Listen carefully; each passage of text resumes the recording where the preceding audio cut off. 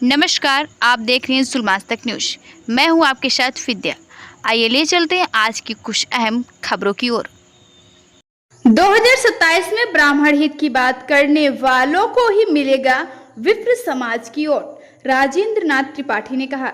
अखिल भारतीय ब्राह्मण महासभा रा के राष्ट्रीय अध्यक्ष राजेंद्र नाथ त्रिपाठी का प्रदेश अध्यक्ष प्रवीण मिश्रा ने दर्जनों समर्थकों संघ की अगुवाई पट्टी अखिल भारतीय ब्राह्मण महासभा राग के राष्ट्रीय अध्यक्ष राजेंद्र नाथ त्रिपाठी ने पट्टी स्थित रामालय रिजॉर्ट में आयोजित ब्राह्मण महासभा की बैठक में समाज की वर्तमान स्थिति पर चिंता व्यक्त करते हुए कहा कि आगामी चुनावों में ब्राह्मण समाज उसी राजनीतिक दल अथवा प्रत्याशी का समर्थन करेगा जो समाज के हितों, सम्मान, सुरक्षा और विकास की बात करेगा। ब्राह्मण महासभा एवं सर्वजन हित पार्टी के प्रदेश प्रभारी प्रवीण कुमार मिश्र ने मुख्य अतिथि राजेंद्र नाथ त्रिपाठी का अंग वस्त्रम व प्रतीक चिन्ह भेंट कर स्वागत एवं अभिनंदन किया। प्रवीण कुमार मिश्र ने पट्टी मोड़ पर भगवान परशुराम जी के प्रतीक चिन्ह फरसे की स्थापना एवं चौराहे का नाम भगवान परशुराम जी के नाम पर किए जाने का मुद्दा प्रमुखता से उठाया। उन्होंने कहा कि पूर्व में नगर पंचायत अध्यक्ष द्वारा परशुराम चौराहा और फरसे की स्थापना का आश्वासन दिया गया था, लेकिन अभी तक उस वादे को पूरा नहीं किया गया है। कार्यक्रम के विशिष्ट अतिथि एवं डॉल्फिन विद्यालय के प्रबंधक अनिल त्रिपाठी ने कहा कि समाज की वास्तविक प्रगति शिक्षा से ही संभव है। प्रबंधक अनिल त्रिपाठी ने कहा, मेरे जिंदा रहते किसी भी समाज का बच्चा शिक्षा से वंचित नहीं रहेगा।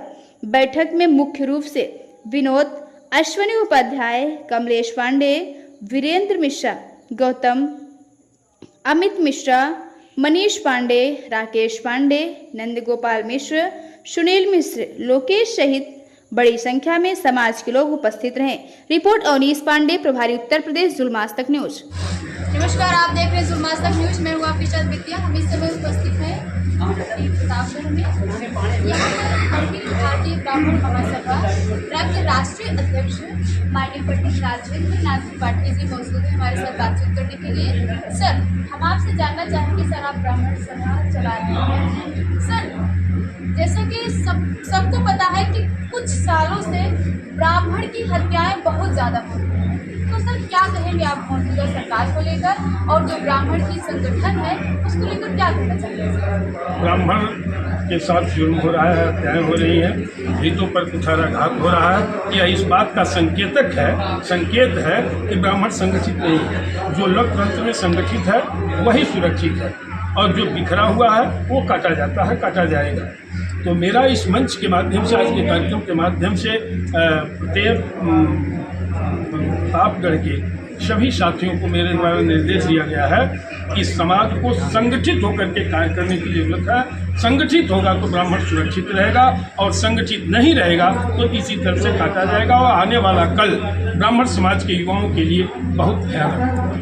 सर, हम आपसे ये भी जानना, जैसे आप कह रहे हैं कि ब्राह्मण असंगठित हो रहा है, तो सर जैसे कहीं कहीं ब्राह्मण की हत्याएं प्रशासन द्वारा की जा रही है, काउंटर कहा जा रहा है कि काउंटर हो रहा है।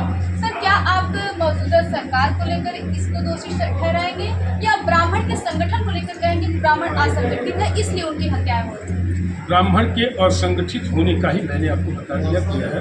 रह गई बात, जो जहाँ भी जुर्म हुआ है ब्राह्मण के साथ, चाहे वो बिहार की घटना हुई हो, चाहे दिल्ली में हुई हो, चाहे पश्चिमी उत्तर प्रदेश में हुई हो, जहाँ भी जानकारी होती है हमारे संगठन के बहादुर कार्यकर्ता मेरे नेतृत्व में पीड़ित के साथ कंधा से कंधा मिला करके चट्टान की तरह खड़ा होने का कार्य करते हैं और निर्भय है हमारे संगठन के कार्यकर्ता। कहीं भी जुर्म, जाति, अन्याय, अत्याचार के खिलाफ जम करके लड़ते हैं और हमारे संगठन की यह एक पहचान है।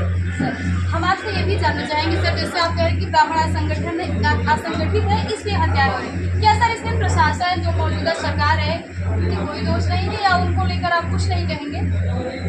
किसी की प्रतिष्ठा जब लुटती है तो उसके लिए गुनहगार जिसकी प्रतिष्ठा लुटती है वो अभी है। तो आज ब्राह्मण के साथ जो भी अन्याय हो रहा है उसके मात्र मूल कारण है बिखराव।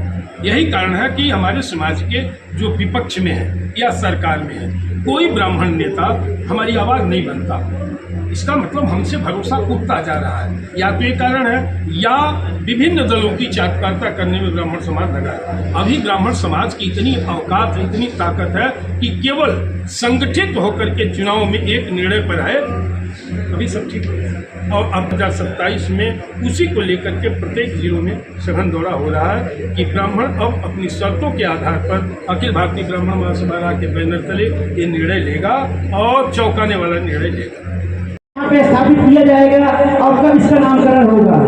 मैं नंदी स्तंभ का विरोध नहीं कर रहा, फिर से आप लोग सुन लीजिए जो भी पत्रकार बंधु हैं, लेकिन जो आपने वादा किया था हजारों ब्राह्मणों के सामने परशुराम जन्मोत्सव को, लगभग 4 महीने से अधिक समय बीत चुका है, चिन्ह यहाँ पे स्थापित नहीं हुआ है। तो मैं अशोक जैसा वो प्रतीक चिन्ह कब आप करवा रहे हैं और कब उसकी विधि विधान से पूजा करा रहे हैं। और इसी के साथ मैं अपने जिला अध्यक्ष जी को माइक दे रहा हूँ। इसी पर उंगली उठाने से पहले को आरोपित करिए। आज आपका प्रबुद्ध जागरण बैठक थी, आप चेयरमैन साहब को बुलाए होते, मैं उनसे पूछता कि कहाँ गया आपका वादा। अब वो है ही नहीं, आप इसे प्रश्न ला रहे हैं। किसी दिन आप सभी लोग हिंदू समाज की बैठक करिए, उनके घर जाइए कि आपने वादा किया था, या तो नहीं करिए या हाँ करिए। तो में एक निष्कर्ष होगा तो संगठन निर्णय ले लेगा कि क्या करना है। उनको बुलाया जाना चाहिए और तब उनसे पूछा जाना चाहिए। ये उनमें करिए तो उनको अपने मंच पर बुला करके पूछिए। अब यहाँ वो है ही नहीं, कौन सुनाएगा, कौन जवाब देगा। मीडिया के माध्यम मैं उसी में 2-4 शब्द अपने और भी जोड़ना चाहूँगा। तो संगठित होने की आवश्यकता है, शिक्षित होना बहुत जरूरी है। मैं विद्यालय भी चलाता हूँ, मैंने महसूस किया है अगर हम शिक्षित होंगे तभी हम जैसे व्यक्ति कुछ अगर व्यापार कर रहे हैं, हम लोग कुछ अपने साथियों को, अन्यथा हम ऐसे ही बिखर जाएंगे। तो मेरे अपने एक व्यक्तिगत ख्याल है, ये मेरा सुझाव भी है, हम एकत्रित हो अपने संवाद के माध्यम से एक दूसरे की चीज़ों को समझें और अगर हम एक दूसरे की मदद कर सकेंगे तभी हम अपने समाज को, अपने साथियों को मजबूत बना सकेंगे। कुछ घटनाएं हुई पिछले विगत वर्षों में, नवीन मिश्रा जी और हमारे कुछ युवा साथियों ने उस समय अपने उस समाज के साथी के लिए जो मदद यथासंभव हो सकता था हम लोगों ने किया। अच्छा, बैठे भी हैं शायद, और इसका कोई प्रचार प्रसार नहीं करना चाहिए। अगर हम अपने साथी का सहयोग करते हैं तो ये हमारी जिम्मेदारी, नैतिक जिम्मेदारी बनती है। अगर हम काबिल हैं, सक्षम हैं, तो जो जिस लायक है, अगर शरीर से, अर्थ से जिस लायक है हम काबिल हैं, हम वहाँ पे रहें। हम शरीर से वहाँ नहीं पहुँच सकते, बट हम अपना सहयोग वहाँ पे आर्थिक तौर पर पहुँचा सकते हैं। जैसे मेरे पूज्य भाई साहब हैं, वो किसी गाड़ी सौंपते हैं कि वहाँ पे पहुँचो और उस कार्य को संभालो और जितना यथासंभव हो सके वहाँ पे अपनी मौजूदगी रखें। तो मैं आप सभी समाज के बहुत मजबूत हैं, बहुत संघर्षशील हैं। ये मैंने महसूस कि आप लोग बहुत संघर्षशील और बड़े मजबूत हैं। तो मैंने ये महसूस किया कि अभी हमें जो जैसे लोग अगर किसी काबिल हैं रोजगार देने के, तो हम अपने साथियों को पहली प्राथमिकता पे रखेंगे। हमारा जो व्यापार जहाँ भी चल रहा है, विश्वास रोजगार की व्यवस्था हम दे सकते हैं। जो बाहर भी व्यापार है हमारा, हम अपने साथियों को प्राथमिकता देते हैं। जो जिस काबिल है, जिस लायक है, उसको देते हैं। बनिए, अपने परिवार को शिक्षित बनाइए और संगठित रहिए, तभी हम अपने समाज का भला कर सकेंगे, तभी कुछ आगे बढ़ सकेंगे। रूपरेखा को लेकर चिंतन और मनन होना चाहिए। हमारे ओजस्वी एक भाई ने तमाम मुद्दों पर अपनी बेबाक राय रखी। उनका जोश, उनका उत्साह निश्चित रूप से समाज की विसंगतियों को लेकर था। विसंगतियां दूर हो सकती हैं, उनका समाधान हम कैसे करें, इसका लक्ष्य हमें निर्धारित करना होगा। बिना लक्ष्य निर्धारित किए हम अपनी आवाज़ को किसी मंच पर साझा नहीं कर सकते हैं। बिना नेतृत्व के हम अपनी बात को अगर जोश से भी कहेंगे तो उस तरह निराकरण बेहतर तरीके से नहीं होगा।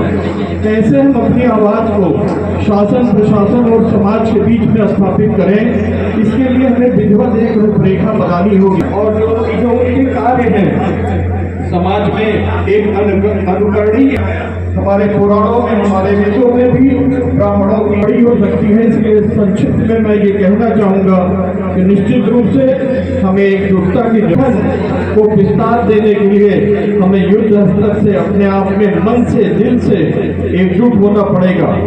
जिस तरह की संख्या हमारे इस प्रांगण में है, इस कैंपस में है, निश्चित रूप में इस तरह का विचार करना होगा।